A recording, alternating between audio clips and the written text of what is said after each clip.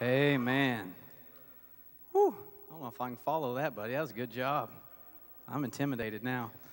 He's been studying more than I have. No, here we go. I've got a time limit, so we're just going to get right down to it. Psalms chapter 3. And I'm not going to wait for you to turn over there. I'm just going to start reading it. My title tonight is Give Thanks, God Will Sustain You. Psalms chapter 3. Lord, this is David. And before I read my scripture, I'm going to tell you what it's talking about first. Here we go. David is running for his life. He's running from the people he thought were his friends.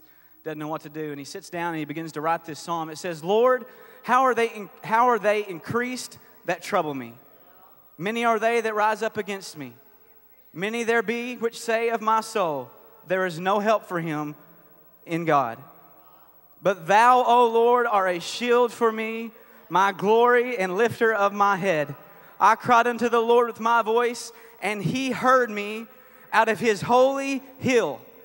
I laid me down to sleep. I awake, for the Lord sustained me. I will not be afraid of 10,000s of people that have set themselves against me round about. Arise, O Lord, save me, O my God, for thou hast smitten all my enemies upon the cheekbone. Thou hast broken the teeth of the ungodly. Salvation belongeth unto the Lord, thy blessing unto his people.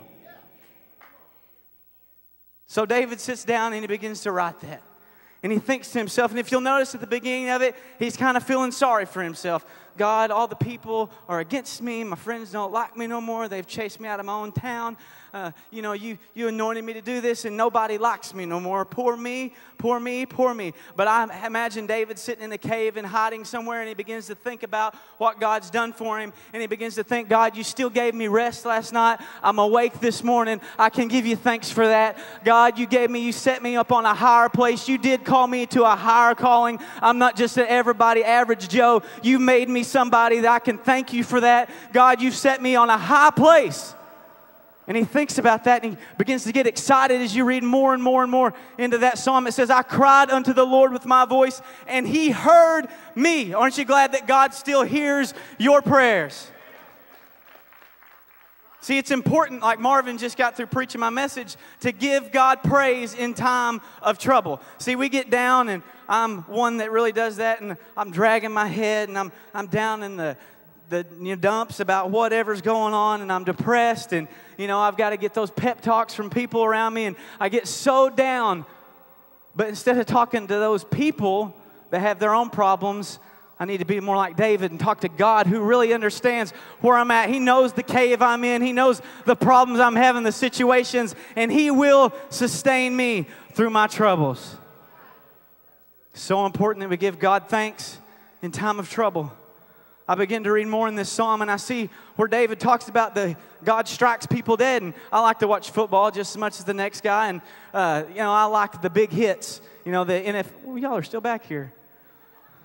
The NFL, they want to complain because everybody hits people hard, but then they want to sell a big tape that has the NFL's top 100 hits on it and stuff, and they want to sell the hit, but they don't want to support the hit. You know what I'm saying? So, David kind of gets a little graphic right here, and he says, God, you smitten all of my enemies. I don't ever want to be smitten by somebody else. You know what I'm saying? Especially God, I don't want to be smitten by him. And then it says, you have broke the cheekbone of my enemies, and you've knocked out the teeth of the wicked.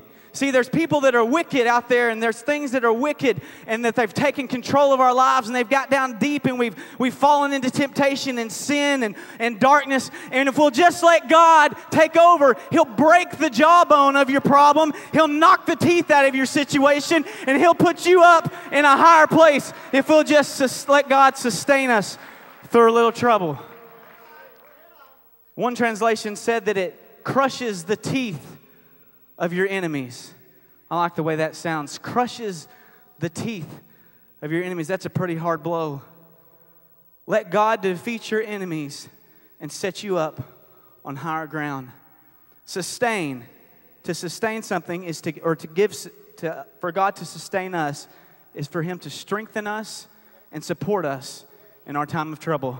Aren't you thankful and proud? Don't shout me down quite yet. Aren't you thankful and proud that God has sustained you through another year? 2010 is rolling over. That calendar is going to keep on rolling until the trumpet sounds. Aren't you glad, folks, ladies and gentlemen, that have been sitting through this church for a year or maybe more? Aren't you glad that He sustained you through your problems? It may have looked like, I'm not going to make it through this month. I'm not going to make it through this week. The funds aren't there. I don't have what it takes. But by the strength and power of God and God alone, honey, you have made it another year, and you can stand to your feet or clap your hands tonight and know that God has kept you, and He's going to keep keeping you if you'll just let Him sustain you through your problems and through your disappointments and through your fear and through your trouble and through your anger and through your frustration. Let God sustain you.